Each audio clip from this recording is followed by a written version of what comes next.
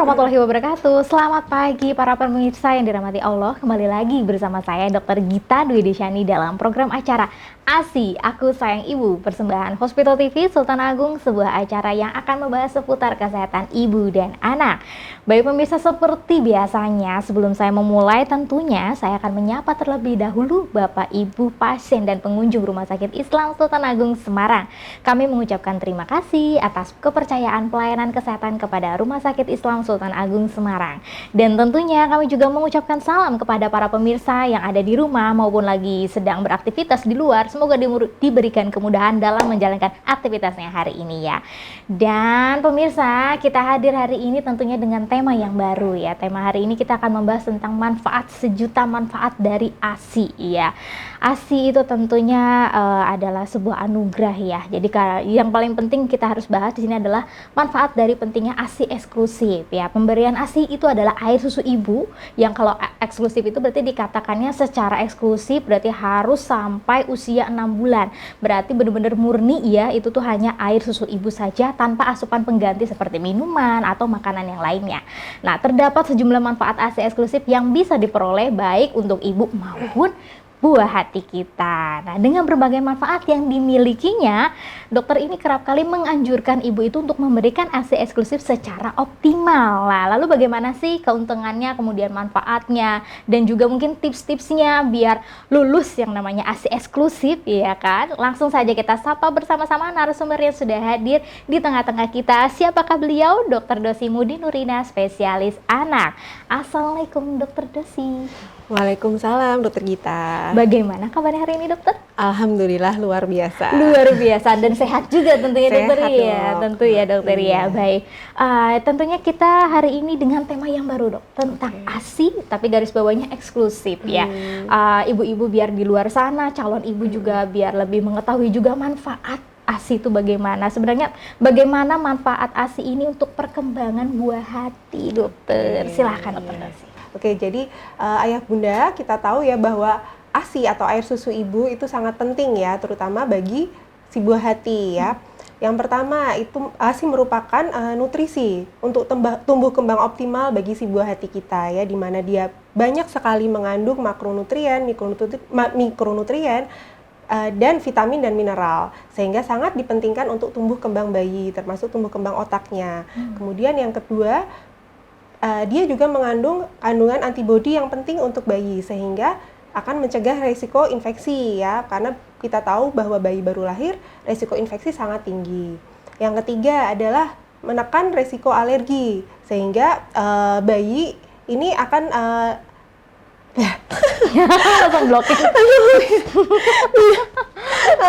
Boleh lihat catatan dulu, nggak apa-apa. boleh lihat catatan. Boleh. Bentar ya. Boleh, dok, boleh. Karena harus urut. Membantu Iya. proses Oke. Ya, secara umum ya. Oke. Baiklah. Ya, Garis besarnya aja nggak apa-apa kan? boleh. Nanti dijabarin Intinya aja. dulu. Siap. 3, 2, 1. Iya ya bunda, kita tahu bahwa air susu ibu atau ASI itu sangat penting bagi pertumbuhan bayi kita ya. Dimana yang pertama itu adalah sebagai nutrisi untuk tumbuh kembang optimal, karena dia mengandung banyak sekali makronutrien, mikronutrien, termasuk antibodi yang sangat dibutuhkan bagi bayi tumbuh kembang optimal, termasuk perkembangan otaknya. Yang kedua, menekan resiko infeksi ya, karena tadi banyak mengandung antibodi dan memperkuat sistem imunitas bayi kita.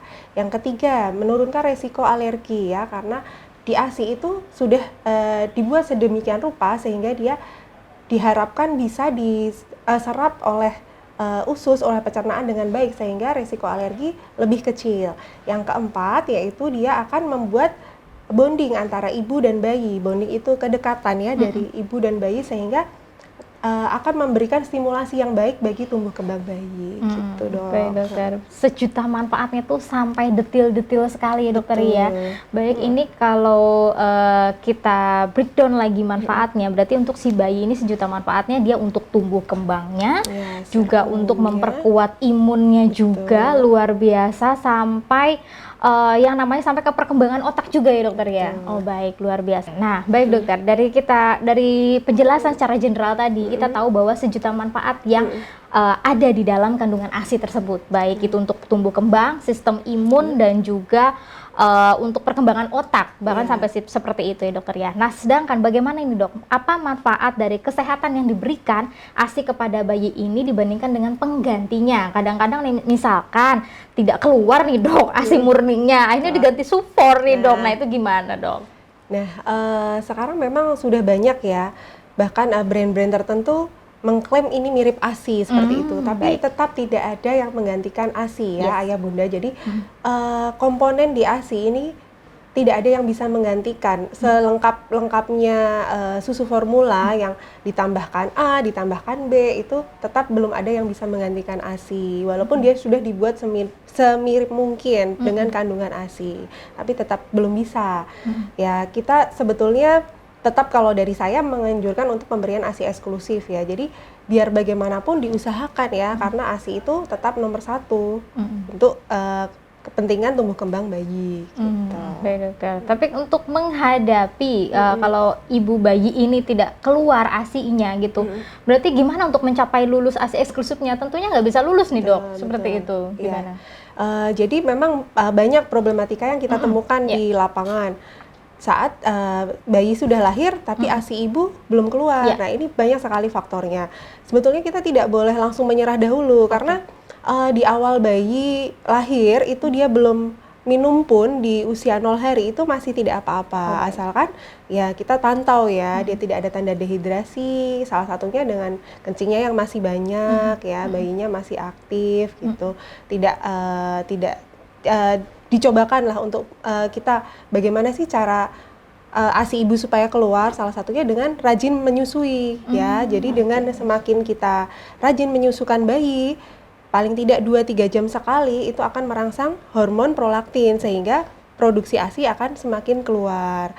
Dan dimana di situ juga kita harus mencari nih faktor apa kira-kira yang dapat menyebabkan si ibu ini tidak keluar ASI-nya. Mungkin si ibu merasa belum nyaman, tertekan, stres, capek dan lain sebagainya. Sehingga kita juga harus melihat dari sisi ibunya. Mungkin ibunya capean, asupannya masih kurang atau bahkan stres. Jadi kita harus tenangkan ibu, kita buat ibu bahagia dan rajin menetei si bayi. Dan kita usahakan jadi sampai sekitar usia 1 hari atau 2 hari masih bisa bayi itu tanpa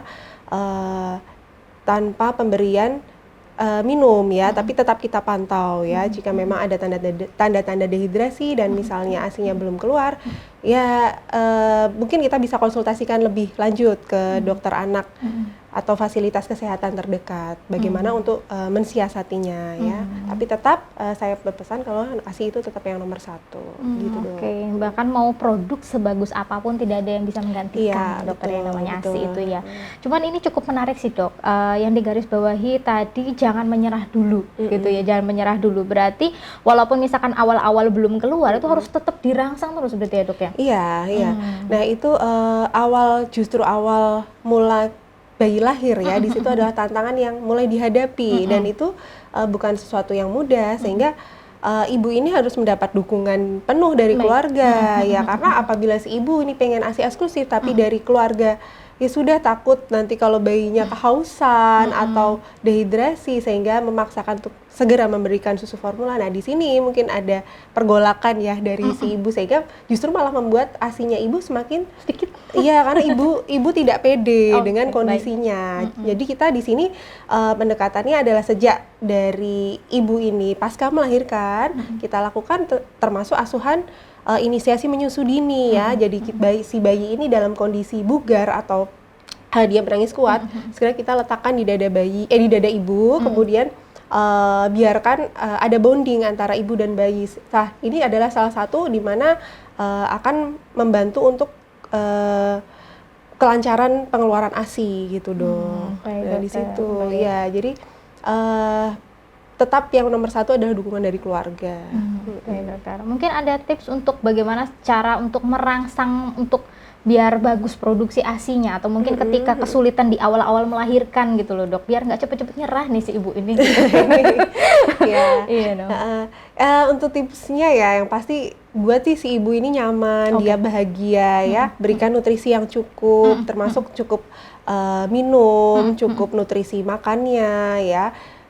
Bahkan ada yang sekarang itu pijat oksitosin ya, pijat di area-area tertentu sehingga yang bisa dilakukan oleh pasangan ya, suami ini yang nomor satu karena yang paling terdekat dengan si ibu ya, si ayah, bagi para ayah itu bisa melakukan pijat oksitosin sehingga ibu merasa rileks, dan di situ akan diawali dengan pengeluaran ASI yang mungkin memang di awal masih setetes 2 tetes ya, memang masih normal ya. Nanti semakin bayi sering disusukan, sesering mungkin, tidak usah menunggu 2-3 jam, kalau memang bayi sudah menangis langsung disusukan, itu akan memperlancar.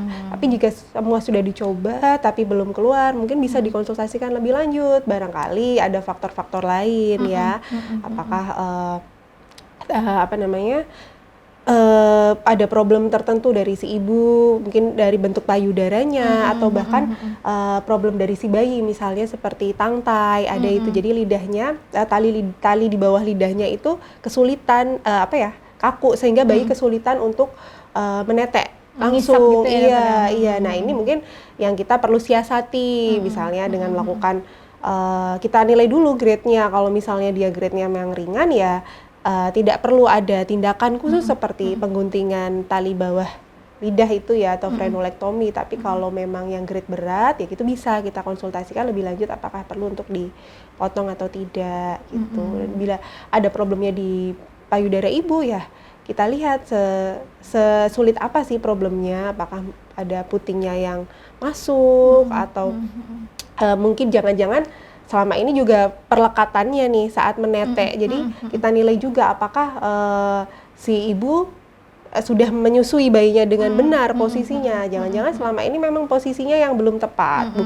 Bukan misalnya dukungan keluarga sudah oke, tapi kok tetap belum bisa keluar ya. Ternyata perlekatannya yang belum baik ya. Jadi kita nilai juga perlekatannya selain dari tadi faktor dukungan keluarga, kemudian perlekatannya, dan faktor ibu maupun faktor bayinya gitu dong. Baik, dokter. Nah berarti harusnya di sini pemirsa jadi lebih tahu lagi ya dok. Maksudnya bahwasanya produksi ASI itu tidak keluar tidak melulu karena faktor si ibunya ya dokter ya. Bahkan bisa kita nilai dari faktor si bayinya juga seperti itu. Dukungan yang paling penting ya dokter ya. Kemudian seperti itu. Nah kalau untuk ini selanjutnya dok, ini bagaimana ASI itu bisa membantu ibu dalam pemulihan pasca persalinan? Apakah benar seperti itu dok? Iya, jadi tadi yang kita sebutkan mungkin di awal itu lebih banyak manfaat ASI untuk si janin ya, atau si bayi ya. Tapi ternyata ASI itu juga sangat bermanfaat terhadap si ibu ini ya. Salah satunya pemulihan pasca persalinan, di mana tadi saat si ibu menyusui bayi itu akan muncul rasa kebahagiaan ya, karena adanya rangsangan hormon oksitosin di situ, membuat si ibu bahagia, kemudian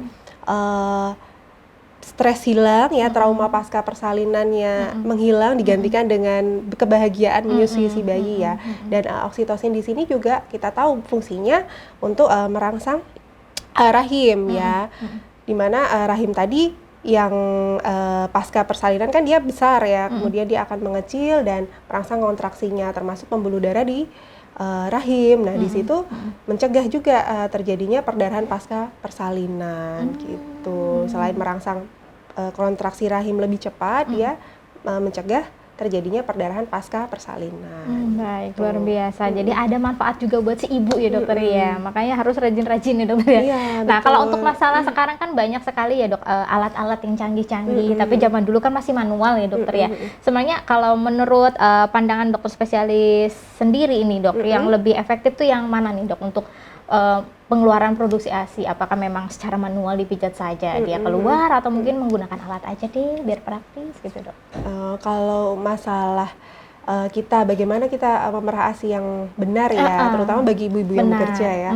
Nah kalau yang ideal sih harusnya direct breastfeeding ya, menetek langsung ya, karena itu sudah paling mudah, praktis, ekonomis, dan lebih banyak ya, karena di situ akan merangsang let down reflex atau di mana ada rangsangan dari lidah bayi langsung sehingga produksi ASI semakin melimpah. Tapi jika memang diharuskan memerah ya tidak apa-apa, itu lebih baik daripada kita beralih ke susu formula.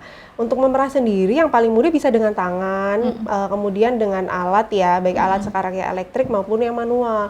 Semuanya diperbolehkan, tergantung bagaimana si ibu nyamannya seperti apa. Jika memang dia lebih nyaman dengan tangan, itu lebih baik. Tapi jika dia lebih nyaman dengan alat, ya monggo, nggak apa-apa, itu diperbolehkan. Karena beberapa ada yang sekarang sudah banyak ya, dan beberapa mungkin ada yang belum terbiasa dengan alat elektrik sehingga dia lebih nyaman dengan manual, itu juga bisa gitu.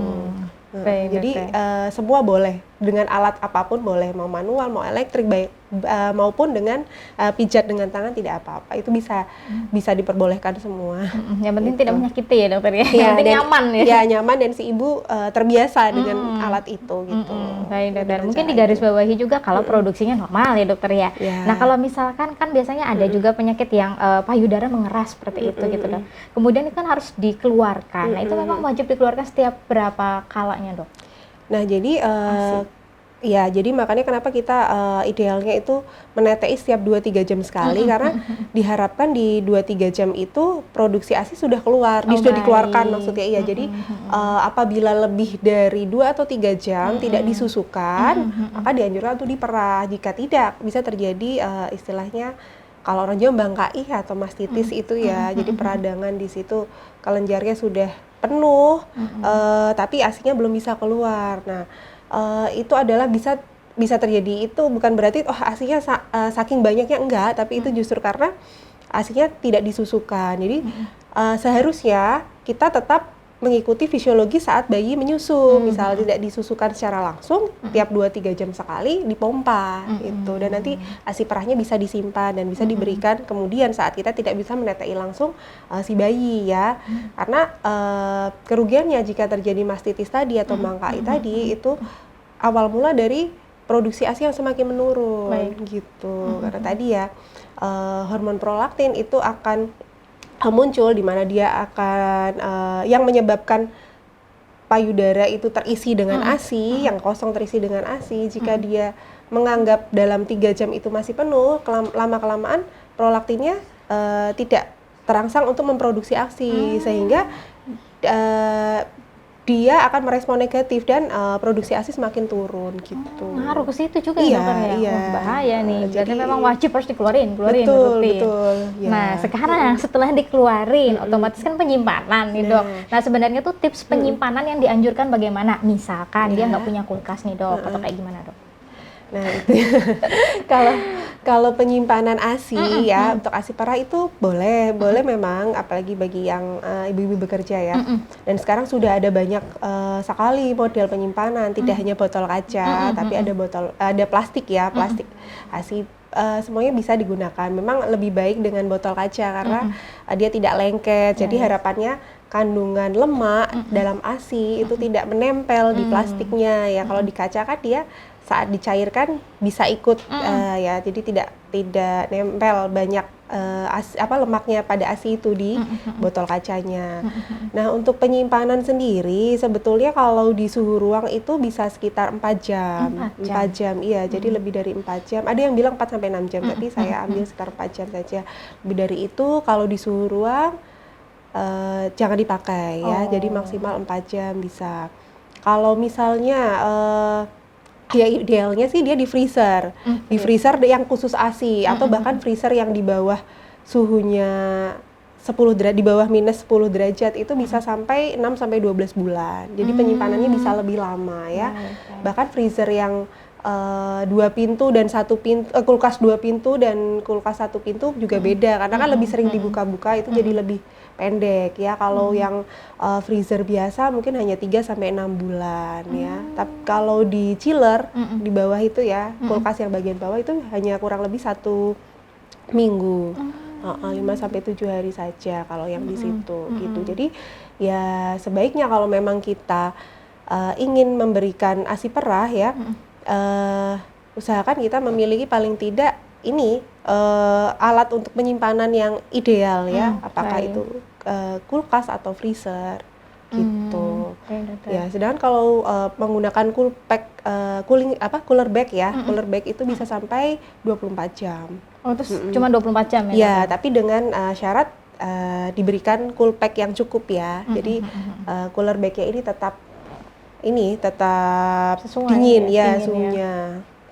Gitu baik, dokter. dong. Berarti semakin sering dibuka kulkas, makin pendek umur asinya ya, Iya, dokter. iya. Apalagi kalau Baik, misalnya baik, terus baik. mati lampu lah. Aduh, itu Resiko PR lagi. banget ya, dokter ya? Iya, Oh, iya. makanya sering ada kasus juga yang sampai harus membuang berbanyak asinya itu Iya, karena jeglek iya. listriknya ya, dokter. Iya, karena kalau sudah Oke. dicairkan itu tidak boleh di freezerland lagi atau dibekukan lagi. Takut ya kandungannya dia rusak. Oh, baik. Tapi kalau cara tradisionalnya banget nih, Dok, kalau misalkan mengakali tidak ada kulkas itu tadi pakai cooler itu ya, dokter ya? Cooler bag Iya, tadi cooler ya? bag bisa sampai Oh, 1 hari. Kan baik. kalau mati lampu paling nggak lebih dari sehari Iya, ya. baik. Tapi kalau misalkan yang di freezer, terus bagaimana caranya kita menggunakan si asinya tuh, Dok? Apakah memang harus dihangatkan di atas kompor atau mungkin di suhu ruang saja dibiarkan cair, itu bagaimana, Dok? Kalau dari freezer ya, jadi kalau dari freezer itu kita tidak boleh langsung suhunya berubah drastis. Oh, baik. Takutnya di dalam komponen asinya termasuk vitamin ya, terutama antibodi, mineral itu bisa rusak, karena suhu pemanasan yang sangat tinggi. Jadi tidak boleh di microwave ataupun direbus langsung, tidak boleh. Jadi caranya kalau dari freezer kan pasti membeku. Kita turunkan dulu ke chiller. Jadi misalnya rencana digunakan besok pagi, ya malam ini kita turunkan dulu ke chiller. Nah, besok pagi baru kita hangatkan. Hangatkannya pun cukup menggunakan baskom berisi air hangat, suam-suam kuku, kemudian kita celupkan di situ.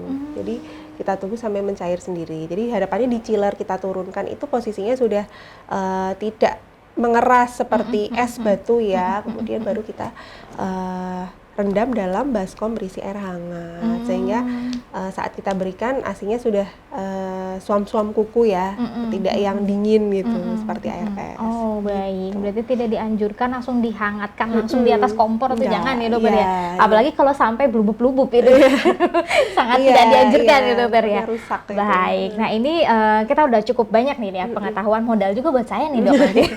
Jadi calon ibu ya. Amin, amin ya, dokter ya. Ini sekarang pemilihan dot gitu, dok. Mungkin ada disarankan mungkin bahan apa yang terbaik atau mungkin yang apa ya, dokter ya, tutupnya yang seperti apa gitu yang disarankan gitu loh, dok.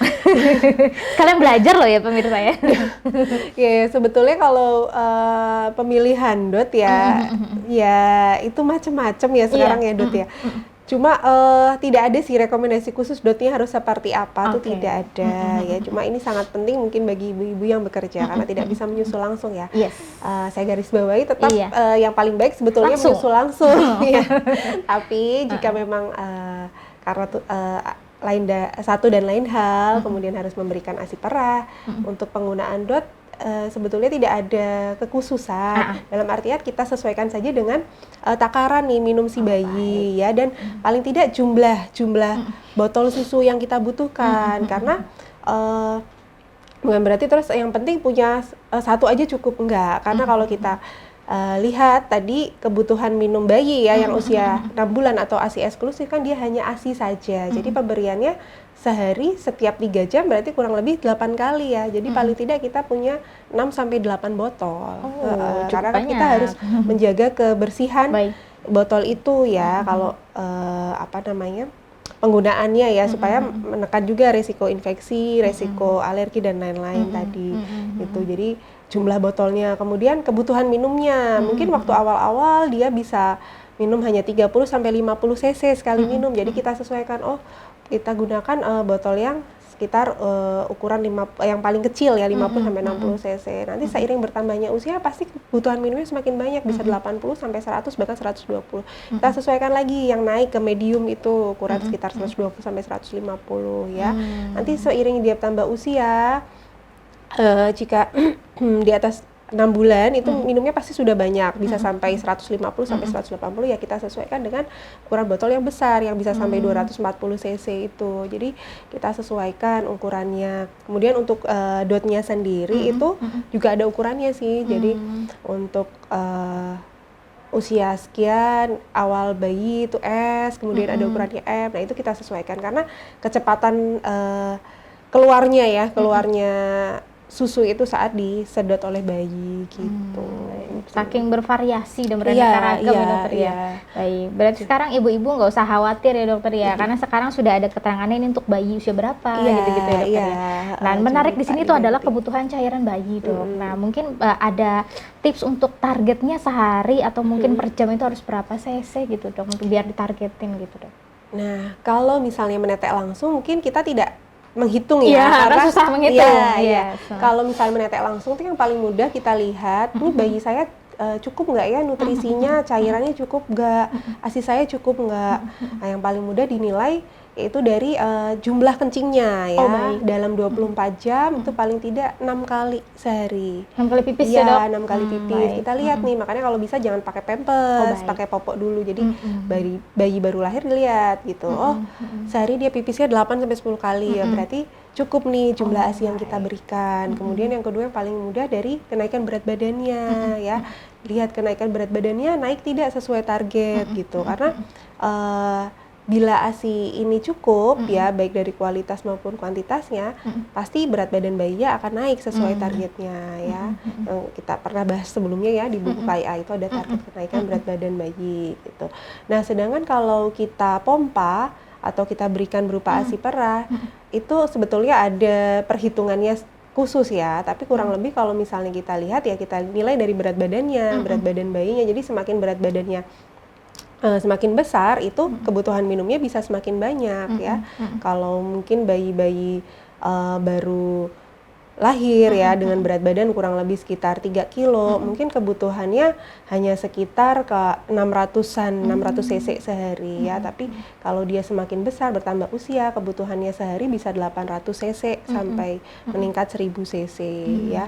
Jadi tinggal kita bagi saja, misalnya kalau kebutuhan minumnya sekitar mungkin 500 sampai 600 cc di awal ya, 500 sampai 600 cc kita bagi aja tiap misalnya minumnya tiap 2 jam ya, tinggal dibagi 600 dibagi 12 berarti sekitar 50 cc setiap minum gitu. Tapi kalau misalnya dia tiap 3 jam ya tinggal kurang lebih 600 dibagi 8 ya. Tapi biasanya sih bayi tidak ada 3 jam sudah minum ya. Ya kira-kira untuk mudahnya seperti itulah. Ya, baik dokter. Ini semakin dalam pembahasan ASI kita ya dokter ya. Nah, sekarang karena tadi kita tahu bahwa ASI itu kan wajib buat diberikan. Tapi kira-kira ada nggak sih dok keadaan tertentu atau mungkin kontraindikasi diberikannya ASI? Nah, itu pada saat apa sih dok? Nah, sebetulnya kalau ASI ya tadi ya wajib diberikan karena dia memang kita tahu manfaatnya sangat besar ya, tapi pada kondisi tertentu bisa ini ASI tidak kita berikan ya.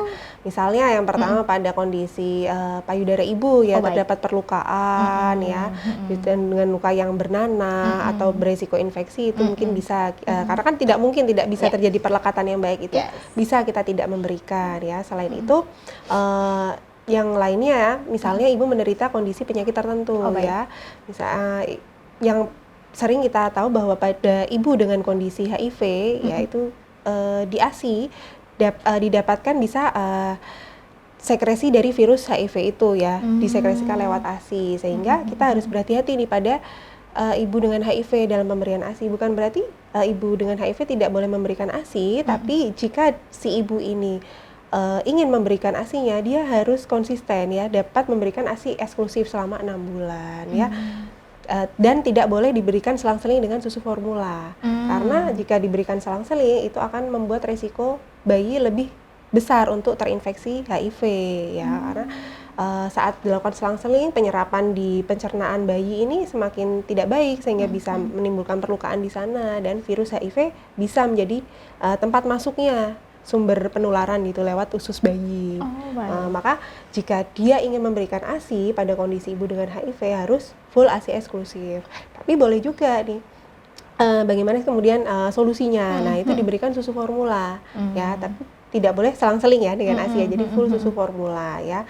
Jadi pada kondisi tertentu misalnya ibu dengan HIV, nah itu untuk mensiasatinya gimana supaya bayi ini tidak tertular HIV ya, kita bisa memberikan susu formula ya, tapi dengan syarat AFAS. Yang pertama itu acceptable, jadi dapat diterima. Ibu ini tidak ada hambatan sosial dalam pemilihan atau pemberian susu formula. Yang kedua, visible. Visible itu dapat terlaksana. Jadi ibu memiliki cukup waktu, keterampilan dan pengetahuan dalam pembuatan susu formula.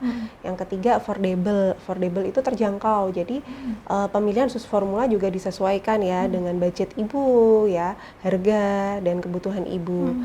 Kemudian sustainable. Sustainable itu berkesinambungan. Jadi si ibu ini sanggup memberikan bayi ini susu formula sesuai kebutuhan nutrisinya ya. Jadi si bayi tidak kekurangan nutrisi. Kemudian yang terakhir adalah safe ya. Safe itu berarti aman, higienis dan berkualitas. Jadi bagaimana sih cara penyiapan dan pemberian maupun penyimpanan susu formula sehingga bisa diberikan kepada bayi, sehingga bayi pun juga terhindar dari resiko infeksi ya, karena pemberian susu yang sehat dan bersih ya, seperti itu dong. Luar biasa, berarti memang ada kondisi-kondisi tertentu yang tidak boleh, terutama jika sang ibu punya penyakit bawaan tertentu ya dokter ya, yang paling HIV tadi ya penyakit dokter, HIV ya. Penyakit-penyakit lain tidak ada hambatan ya, seperti pada kondisi hepatitis B, kemudian kondisi TBC, itu ibu tetap bisa memberikan ASI-nya ya.